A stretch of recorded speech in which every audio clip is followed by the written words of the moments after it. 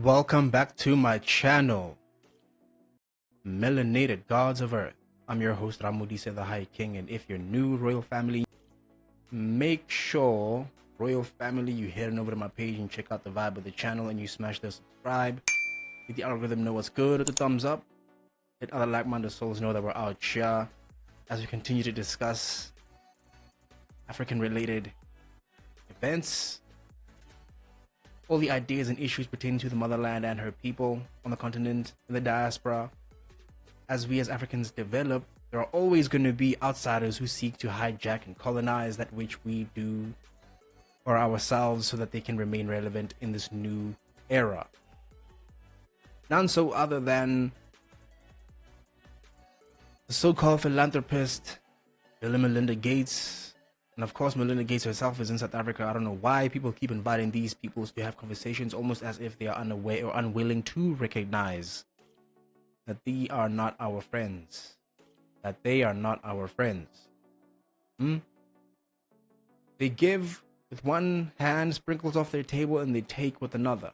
A way to hide the fact that for them to be where they are today, Western countries had to exploit Africa into oblivion so that they could sustain their own civilizations. And let us not be distracted by their false charity, recognize the truth as we see it. And naturally, in a previous video, before we continue, I would like to address, I had done a clip, right, of Mr. Beast's actions in Africa with the water wells. And I said in that clip that I expect all the hate from all his subscribers. And of course, one of them, if you haven't watched that video, make sure you go do that thing. And this one here before, Africa has a white savior problem. And the one about Mr. Beast building water wells in Africa, you make sure you go do that thing, family. And in that clip, I mentioned exactly the issues that we as Africans must watch out for when it comes to these outsiders who come to Africa to do heroic things. For whose sake, none but their own. It's about social credit, Royal Family. Even if Mr. Beast is not going to earn money from that particular video, it's about the social credit he will gain. People knowing him as that man who did that thing for Africans when Africans had no clean water.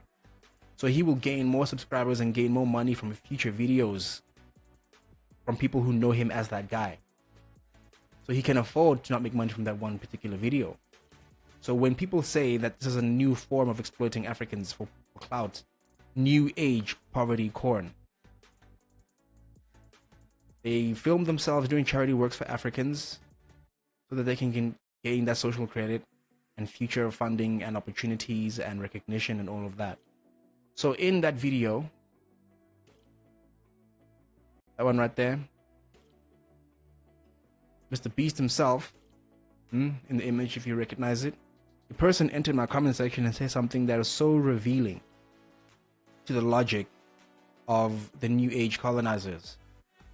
The way they look at Africa and the way they think, the way their brains function. The person said, I think his name is Refined Brass. The person said, just imagine the miles of red tape he would have to go through to make wells in Flint or anywhere here in the US. Ground surveys, work crews to dig through concrete, finding landowners to let him put wells on their land, permits to dig, Karens coming out to ask him what he is doing, bills to state government to add wells to public and government land. So you like the idea of coming to Africa and there not being any red tape that you have to deal with. A developing country doesn't yet know the restrictions we're supposed to put in place when it comes to certain projects because they're supposed to go through analysis and all those things. In my previous video, I shared a clip where someone said that they are concerned that his projects are going to interrupt the underground water wells and drain them dry. There's a reason why people put red tape. It's not to make your life harder, family. It's so there is legitimate oversight on things. Yes, in the US there is significant red tape for a lot of things. That makes perfect sense. But this plays into a larger logic that Westerners know to come to Africa to take advantage of regions that are isolated and easily exploitable. So he gains the social credit from his actions. He violates what would otherwise be restrictions in the US or the West and he gets to do whatever he wants with no significant oversight. Operating on the idea that people are so desperate and so happy to finally have something that no one is going to question him, and anyone who does is a blasphemer. So I'm not afraid of his subscribers or anyone who's going to come after me. Come, bring it. But I'm an African, and I'm telling you all to respect our boundaries. African people will solve African problems. Y'all must stay in the US and solve US problems. Milk men and women. Just imagine the miles of red tape you would have to go through. You like coming to Africa and knowing there are no restrictions. That's your problem. You think we don't see it, and that's fundamentally the idea. Neo-colonial exploitation of the motherland and her people. New age poverty corn. Film yourself doing charity works for Africans, knowing that the world will be so happy to see you do it. No one is going to question it, and anyone who does is a blasphemer. So I will question you, and I will challenge you, and I will ask you please to respect us and stay away from us as Africans. Let us do our own thing.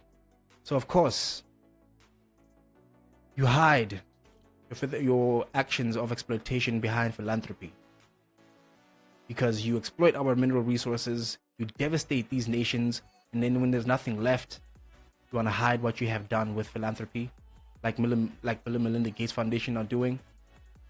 Let us continue with the purpose of today's clip. Another philanthropist who likes to take advantage of people who are not willing to question what they do because they're giving out so much money, doing so much good for people. The devil's wife.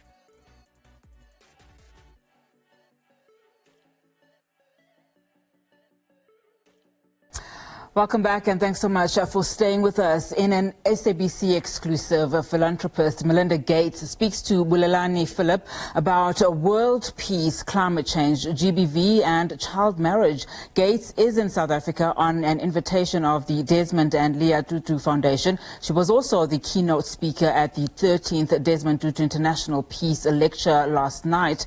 Gates says it is important that society helps women and girls step into their power without leaving boys behind, and teaching them the principles of gender equality at home.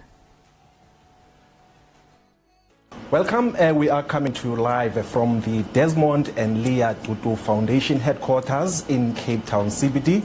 Of course, this is where the processes and events are starting for this year's 13th version of the Tutu International Peace Lecture. Of course, this year's keynote address will be delivered by international philanthropist Melinda French Gates. She joins me now, and we talk about how did you feel, when you were invited to deliver this year's lecture? Oh my gosh, completely and totally honored. I mean, what Tutu stands for all over the world, and what he has done for peace, just to be able to give this talk tonight, I was completely honored and touched. You do a lot of work in Africa with a big focus on areas of hunger, poverty, and healthcare. Are we seeing that the governments of African countries are doing enough to actually assist these non-governmental charitable work organizations? Keep in mind, these countries are not where they are because it's fun to be destabilized. The West has been unaliving our heads of state and actively engaged in sabotaging our economies with their economic hitmen. This is a historical fact. It is known by anyone who knows anything about anything. They send their hitmen, they do what they do, and I'm going to share a clip later on that proves that they know full damn well what they're doing. And so when they take our resources and exploit in order to sustain their own civilizations, and then wonder why our African countries are broken, it's because we're condemned as resource producers, without the willingness of them to reinvest in the key regions of our economies that matter most. They want to hide behind their charity works, acting like they're doing something to solve a problem that they fundamentally caused, and then blame Africans for not being able to get right. So beware Westerners who come to Africa with charity. They're liars, deceivers, every last one of them. Trust what they have done to the motherland and her people, and the conditions the motherland is in order for them to sustain their own civilizations, before you ever accept what they are doing as philanthropists at face value. It's a trap, because now people are drunk on the idea of these characters that they're not questioning it any further. And if you do, you're a conspiracy theorist. Well, you're absolutely right. Our foundation does a lot of work around the health system and around hunger, and then education and economic opportunity, because that's what most families want, right? They want to be able to grow up healthy, feed their children, get them a great education, and then have an economic opportunity to live their dreams. And what I would say is that, Africa as a continent had been making substantial progress around a lot of those issues before COVID. But COVID has made things really hard on governments. A lot of the African governments are in debt. And I think, they're turning to institutions like the World Bank and the IMF to say, help us with our debt so we can invest in our people. This is the same woman who said that she imagines the dead Africans in the streets during the pandemic. That's what she predicted. Dead Africans in the streets because of the pandemic. When in reality, it was them who lost millions of people. And Africa dealt with it swiftly. And the world was caught off guard. They were surprised, they were perplexed. So trust not her predictions, they're all false. I would say not enough is being done, but a lot of it is because of the economic shocks that came from the COVID pandemic. Because they thought total lockdown was going to be the way. There's a video that I'm also going to share, that these people were managed to lock down the whole world in order to stop a pandemic, but they couldn't tell Israel to cease fire. The Bill and Melinda Gates Foundation, do you think we'll get to a point anytime soon from not hearing that the people are living on less than $8 a day? Well, again, the world was making huge progress on that before COVID. And so I think it will be beyond my lifetime before people are living on, let's say, less than $2 a day. I certainly hope people have more than even $2 a day. But the thing I think I want people to know is that progress is absolutely possible. Like I said, beware her predictions. She's a demoness, this one. If we invest in the right food systems, the right seeds that are drought resistant during climate, help people understand, drip irrigation. Catch that. I apologize if I'm stopping too much. She's promoting genetically modified organisms. So never mind her speech. Listen to the facts of where her and her husband are invested in. GMO seeds and GMO products, they've been promoting them for years. As Bill Gates himself is buying up massive amounts of farmland in America, putting people on genetically modified organisms and this new meat substance. So for me, all I hear is promotion of their products that they are invested in. Like the medications they were selling, the vaccines. Bill was invested in all of those products. And how they can use water more efficiently. We can get there so that families can not only feed themselves, but put their crops on the market, right? And sell things and then create businesses of their dreams if they have their economic opportunity. Now, you've also been quite active in the area of fighting gender-based violence as well as child marriages. What kind of programs are you engaging on in terms of trying to minimize this scourge? Well, part of the reason I'm so involved in child marriage and gender-based violence is these are two of the biggest barriers that hold girls and women back. When a girl or woman is put in that situation, if it's a child bride, we're locking her into a cycle of poverty. If it's gender-based violence, we are taking away women's voices from them and traumatizing them. And that just shouldn't be. And even Desmond Tutu knew that. I mean, he was the one that helped found originally the Elders, Girls Not Brides. So I am very involved with the civil society piece of this. It takes many pieces to take down these barriers, but the civil society pieces of teaching people different ways, different cultural norms, that's very local work. And I was out to see that in both Malawi and here in South Africa in the Cape, because I think it's so incredibly important. Do we have a sufficient legislative framework to actually curb these conditions, given that countries tend to operate on different legislation regimes, and you'd find that in countries like Lesotho and in some parts of South Africa, these kind of things are quite acceptable, but on a broader scale. The greatest issue with this is how they fail to solve these problems in their own nations. There was a story one time that 1,000 children went missing in the US. And women going missing, being found hanging in trees, being found chained in basements, serial offenders, police committing heinous crimes. But again, like Mr. Beast in the water situation, they cannot solve problems in their own country. So the best way that they can feel special is to go to a country where they feel like they've done something. So again, they hide their own inability to solve their own problems or their own darkness with all this false philanthropy. That is the danger of all of this. They would rather unalive Jeffrey Epstein than admit just how ruthless that syndicate was, that just how big of an empire that heinous crime syndicate was. To this day, all the people who had connections to the man Epstein got away with their crimes scot-free. Her own husband was implicated in the island saga. So keep that in mind. The same woman who was married to a man who was implicated in the Epstein case. They should actually be completely eliminated. Do you think that there should be a uniform legislative framework? Well, let me start with what you said near the end there. These things are unacceptable. No child should ever be married off. No woman should be in a park, ever. So is the legislative framework strong enough? No. It's, as you said, it's stronger in certain places than others. But the other thing we're not doing is we need a common legislative framework, and the Clooney Foundation for Justice, that's one of the reasons I'm traveling with Amal and support her work, is we need to have the right laws on the books, but we need to prosecute.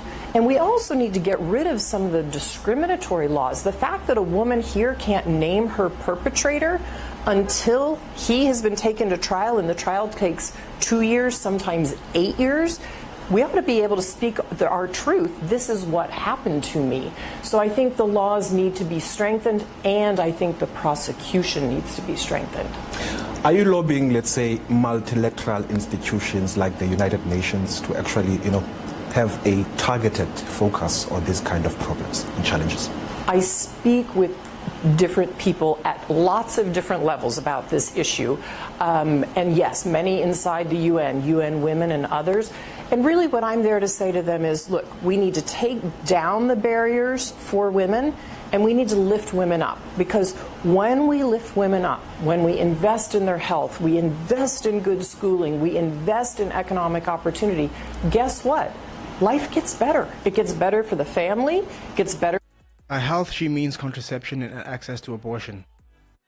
If you happen to miss my previous video, I talked about I did a reaction to a man who talked about how there have been 60 million plus younglings unalived and deleted since the advent of the concept of abortion as a tool to liberation of women who are going through poverty. When African women have expressed that what they don't want is contraception and abortion, what they want is support in raising their young. Institutions that do not punish women for being pregnant but invite new life. But that's not how her and her husband think about reality. No, they have to lower the human race's population, and then when they're called out on these things, those who call them out are called conspiracy theorists. That's the world we live in. Paradox. For the community, and it gets better for the world writ large. And we know that now. If you go back 20 years ago in global development, we didn't have good data about women. We had no data about girls, none. Now we have the data to prove you make these investments, and guess what? Here's what happens. And what happens is their birth rates in the West have collapsed to extinction level. The replacement level for the average woman is 2.1 children per woman. Their birth rates are at 1.7. Anything at that level and below is considered extinction. And that's what they're going through. And that's the ideas that they're trying to promote. That we should lower our birth rates too in order to be civilized and experience adequate development. Fallacies. They won't admit that, will they?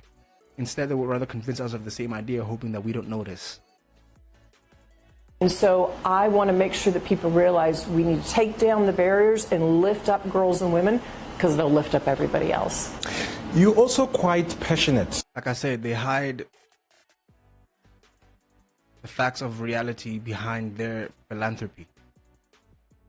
They're not concerned about women. They're not concerned about Africa. They don't care about these things.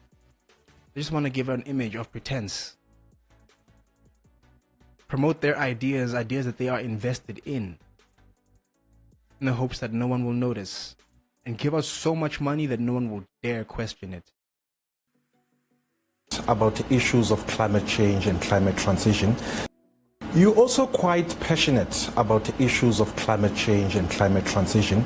Now, as we head towards the United Nations Climate Change Conference, COP28, later this month, what are you hoping that our leaders can come out having declared or having resolved on at that conference? Well, at that conference, I think many things need to be done, but one of the ones that we are going to highlight the most as a foundation is adaptation. There are already so many people, take this continent or in Southeast Asia, even in my own country, we're all facing the effects of climate change. We're seeing more cyclones, we're seeing more floods, but who's affected the most? It's the farmers on the continent of Africa. And here it comes again. They've been telling us for 10 years, you know, the rains are coming differently and they're flooding at different times. We need to make sure the adaptations are there and are available to farmers. Drought-resistant seeds, flood-resistant seeds. Oh, my Lord, family. Another moment of promotion of the seeds that they're genetically modified and that they are directly invested in. And if we buy these seeds and get addicted to these seeds, we're going to be making them constantly rich. Keep in mind, these seeds don't grow again and again. They grow once and that's it. You have to buy another batch. And that they're there en masse so people can still have an economic opportunity, not just to feed their family. So they want to flood the market with genetically modified seeds that are patented and remove the naturally growing ones that will make you self-sustaining if you grow enough of them and harvest enough of them. They want to replace nature with GMOs. And nothing she says outside of these key moments matters. Promotion of seeds that they are directly invested in and will make them directly and infinitely rich every time every farmer buys a batch.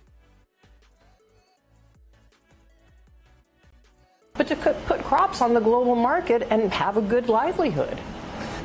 Are you saying that developed countries are actually playing double standards or being hypocritical, given that they give aid or funds to the less developed countries to actually make this climate change transition, but yet on their end they are not going as fast as their counterparts, as the developing countries? Are you seeing that there is an equitable commitment to actually, reduce these carbon emissions? I'm not seeing an equitable commitment. I mean, we have to be honest about this. It's the high-income countries that have really created this problem, including my own. The first truth she's ever told. And, we're turning and saying to many low-income countries, well, these are the things you need to do. Yes, some of those things need to be done, but we have to help with the investments and not have a double standard. And her own husband was accused of engaging in active pollution with all the jet trips that he takes. And then he had the nerve to say he has bought climate credits or something along those lines. So it doesn't matter. That's how they think. The rest of us must be the ones at the mercy of making changes to our everyday lives while they get to benefit. They want to tell us to have fewer children while they get to have many. Because the black and browns are having too many kids, the world resources are depleting. Meanwhile, they are hoarding wealth, donating peanuts, promising the future to their kids. It's an elitist game. The next step to neo-colonial white supremacist mentality. come to Africa and tell us what to do, how to do things. So I think the world needs to come together if we're going to solve this crisis that we're truly in as a globe. And what would be your message to the leaders at COP28? Well, I would say focus on adaptation right now while we come up with innovations as a world to bring down some of the carbon emissions. Adaptations, as in genetically modified seeds. Focus on today's problem. Focus on adaptation. And guess what? Don't forget the women. If you look at this continent, half of the continent of the farmers are women. That's their biggest economic opportunity. Let's make sure the right tools and seeds get in their hands, and let's make sure their voices are part The right tools and the right seeds. If that's not the third, it's probably the fourth time she's mentioned them in the speech. Again, she's promoting genetically modified seeds because that's what it's about in the end for them. Promoting things that they have investments in as the solution to the world. of this process, because guess what? They are agents of change and they will help us. Lastly, we're seeing a lot of pockets of conflict across the globe, and some wars erupting in some parts of the world. As the Bill Gates and Melinda Foundation, is there a way that charitable organizations like yourselves can actually assist in those areas where there's conflict? Well, let me just say this: the areas where there's conflict are heartbreaking. Europe, Israel against Palestine. So they're panicking and they're losing their minds because Ukraine caught them off guard. What they did not expect was Israel and what that means to Western democracy and Western influence in that region. In the parts of Africa where coups are happening, where revolutionary coups, where their puppets are being removed, another panic caught them off guard. All the families who are involved. And I go back to the first principle of our foundation, our founding, and what we stand for is that all lives, no matter where they're lived, should be treated equally. And people want to grow up to have a healthy and productive life, and they should. So what we try to do is continue to help fix health systems, help fix education systems, help fix economic opportunity, and call on rich world governments to help and to fund these things so that people can lift themselves up where they live, and then they don't end up in some of these conflicts that we're seeing that are breaking out all over the world. The irony being, rich means mineral resources. When she refers to rich countries and rich economies, she's saying the colonial systems that have exploited these riches for their own benefit, to sustain themselves. And now they must donate the very money and wealth they stole from us back to us. That's crazy to me. So as Africans, we must question how we're going to reestablish our own economies to benefit to exploit our resources to benefit ourselves and embolden our economies, so that we can support each other and ourselves, period, point blank. And then we'll be the ones donating aid to the West. Think there's end in sight? And that we're seeing ourselves up with. This is the one that killed me. It was hilarious when I saw it, because you could tell that she knew, or she was afraid that he was asking a deliberate question. But again, they hope that we don't know their secrets. We don't know the challenges that they face. Listen to this. Where they live, and then they don't end up in some of these conflicts that we're seeing that are breaking out all over the world. Do you think there's end in sight? End in sight for what? End in sight for what? Meaning, the events that are afflicting them right now are world-ending events. Extinction-level birth rates, constant storms that keep devastating the infrastructures across the US and across Europe, and wars that are depleting their numbers, further draining their economies and further dropping their populations. They couldn't handle a war in Europe, let alone a war in Israel, let alone sending their soldiers into new conflicts. Because it's a meat grinder family. You're not going over there to win as American soldiers. You're going there to be deleted. Because there are no more soldiers who are going to be born in the future, because their birth rates are already below replacement level. And she knows that. She knows that. She just hopes that we don't know that. So that we don't ask the right questions. When she hears questions like that, she's afraid you are directly asking, do you think there's an end in sight? As into the end of the world as they knew it. But of course, Africa is rising. Africa is emancipating. African birth rates are at an all-time high. African peoples are educated, getting that degree, getting that mining skills, getting that processing and manufacturing and development of technologies. We're doing it, and they're panicking. For these conflicts, given that, other countries are... Let's see it again. Let's see it again. Out all over the world. Do you think there's end in sight? End in sight for what? For these conflicts, given that, other countries are also, taking sides in these conflicts, which makes it a little bit difficult to come to a speedier, peaceful resolution. Like the West on the side of Israel and South Africa on the side of Palestine and the people of Gaza. Which means South Africa is on the opposite side of the US. Which means everything that goes on from here on out, the world will be permanently divided. The BRICS nations across the collective West. Let's say this. Conflict is always difficult, and we all have to work towards peace. I mean, I think that's what Desmond Tutu stood for. When I look back, and I've just toured, the Desmond and Leah Foundation Museum, it wasn't a given that South Africa would, it wasn't at all a given that it would be a peaceful transition. It took the right leadership, and it took the right moral authority and the right courage. So I always remain hopeful. I think you have to, even in the darkest times. And I pray for peace for the leaders and for all the families involved. All right. Thank you so much. The devil and his wife. Trust nothing that comes out of their mouths, family. Demoness. Meanwhile, royal family, another expression of how threatened they are. The development of Africa and South Africa in general. Thabo Mbeki speaks on Harvard report on South African economy. Because again, they're going to ignore their own problems and do reports on us. The former president shared the content of the Harvard report on South Africa.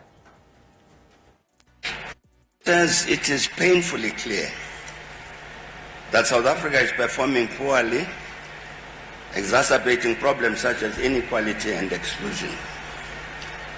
The economy's ability to create jobs is slowing, worsening South Africa's extreme levels of unemployment and inequality.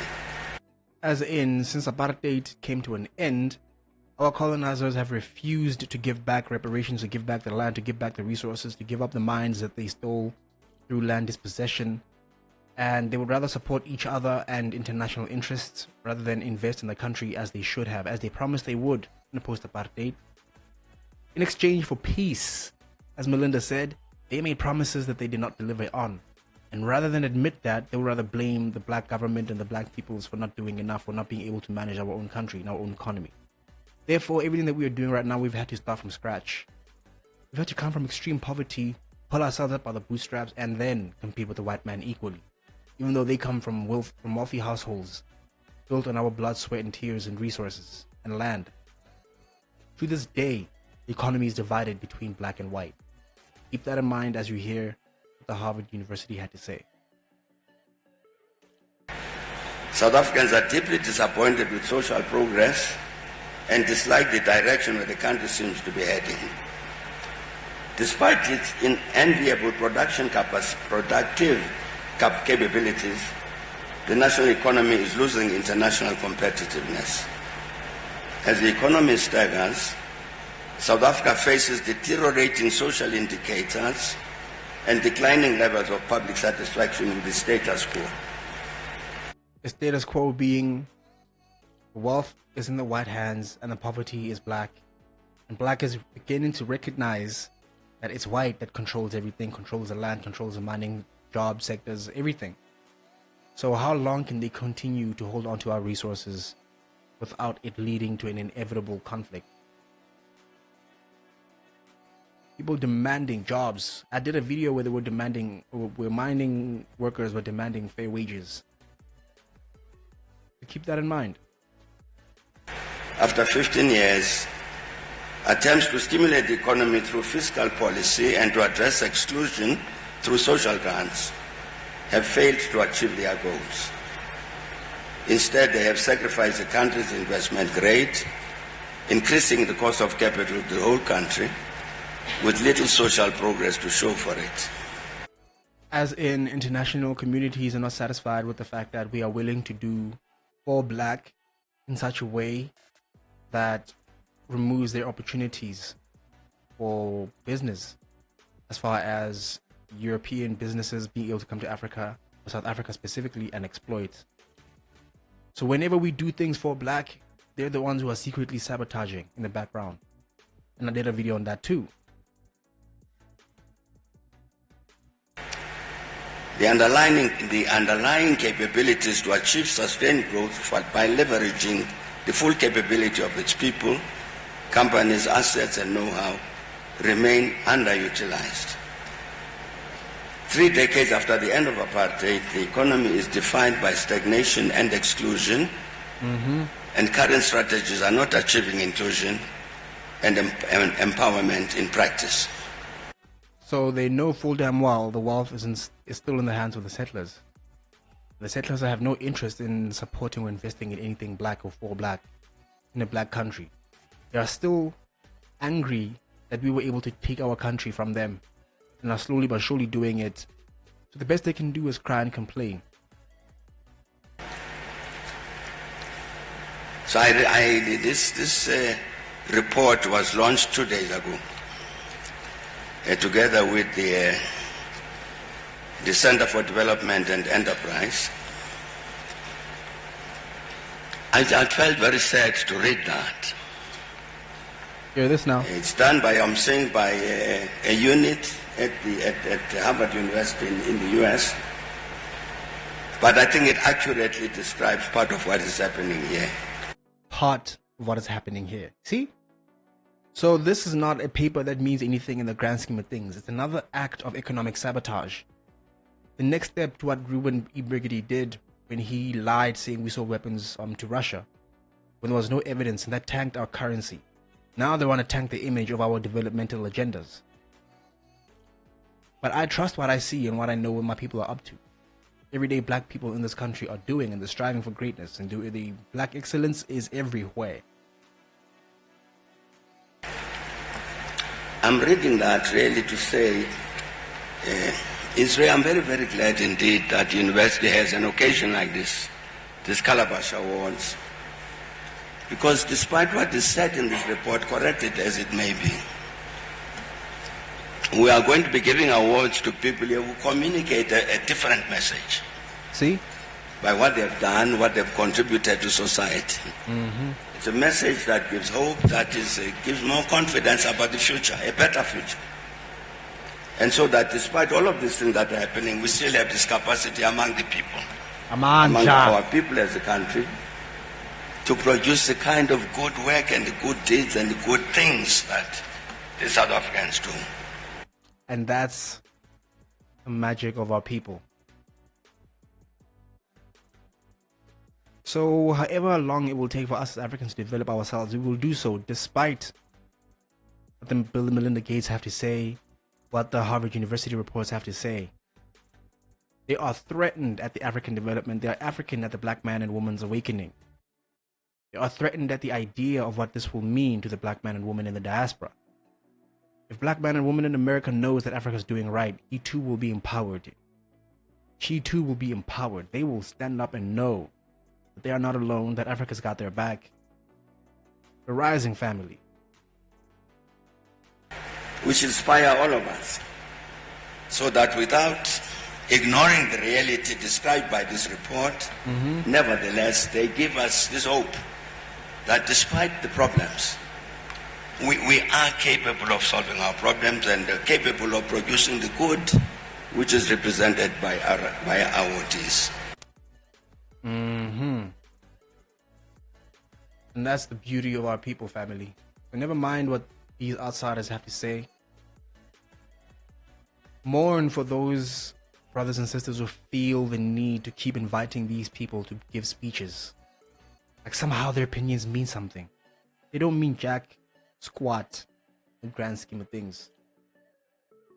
And those are the videos I've shared before, family. We've talked about that on many occasion. Many occasion. Whose gold is it? You want to keep coming for our resources and exploiting us, and then want to act surprised when we struggle to develop ourselves. If we're constantly feeding them, how can we develop ourselves if they keep taking our resources? Then they want to give peanuts and claim, oh, Africa, you're poor, so we have to donate to you. Stop extracting our resources and paying dirt cheap. Pay fair price. Invest in our country where it matters. There's a scene from a movie. I'm going to play it at the risk of it being flagged by the system for copyright. Probably, hopefully not. Hopefully it's changed enough to be different. And hopefully it's not too bad. So check it. The first one, like I mentioned earlier,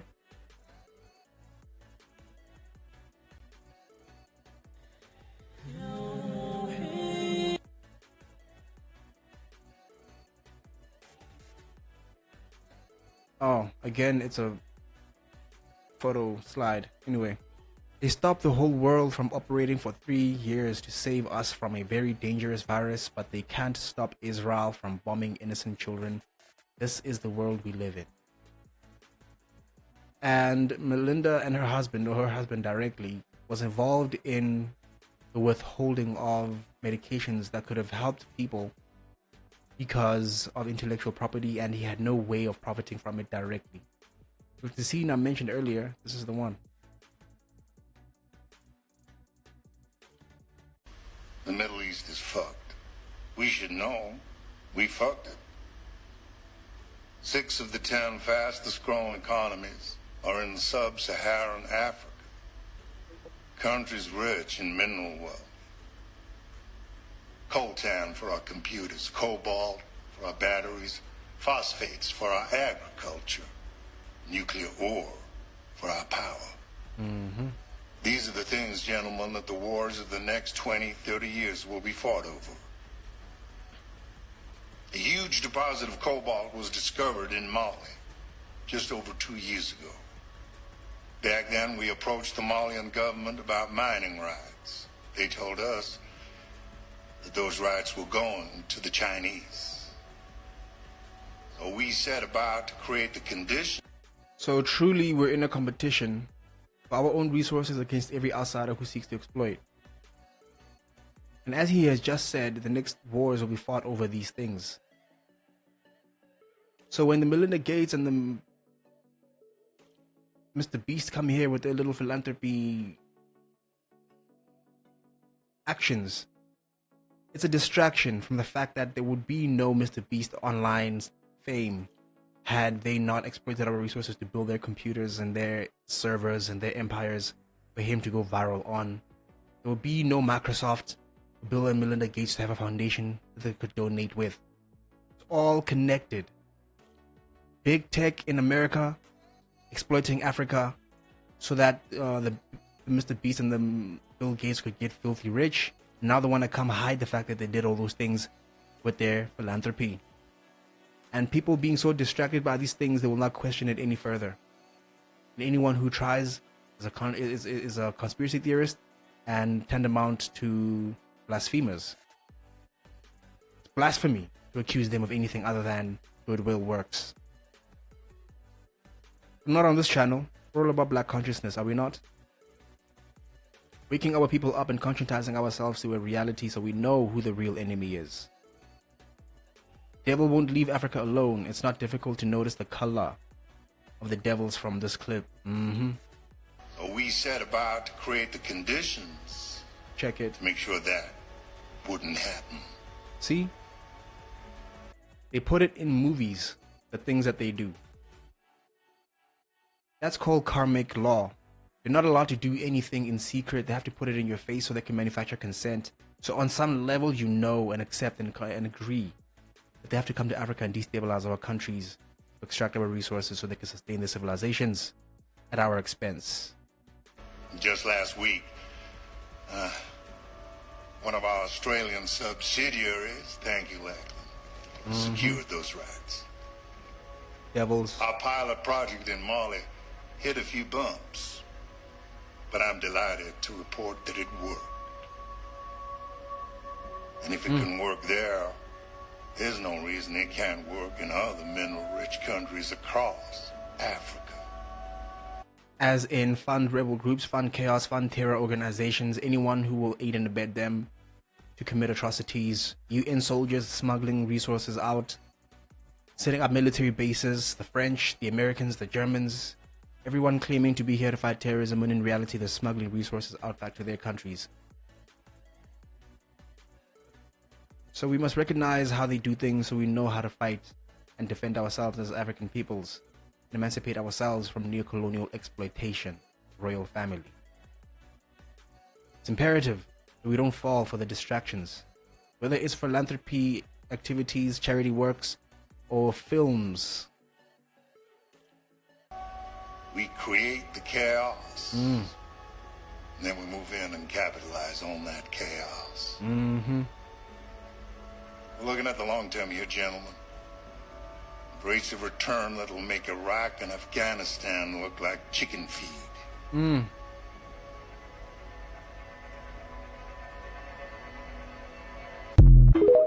So they tell us what they're gonna do in public, and yeah, they proceed to do it. And when we're stuck running around like headless chickens, wondering why, who's doing it, what. Look, they're so arrogant about it, they will put it in a movie. But there are children everywhere suffering horrific injuries, shattered spines, broken legs, and then the toxic contamination, including to these babies who will be inhaling toxic cobalt dust all day. They have invaded Congo and destroyed the environment. Children covered in sulfuric acid to make billions for Apple and big tech. Every day.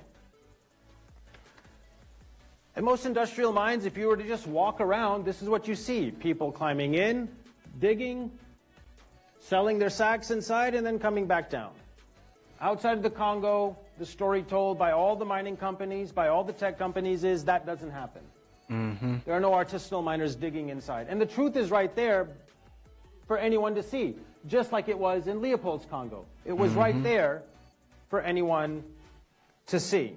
The ground truth invariably dispels the fictions told at the top of the chain. It did so now, and it did so in Leopold's time.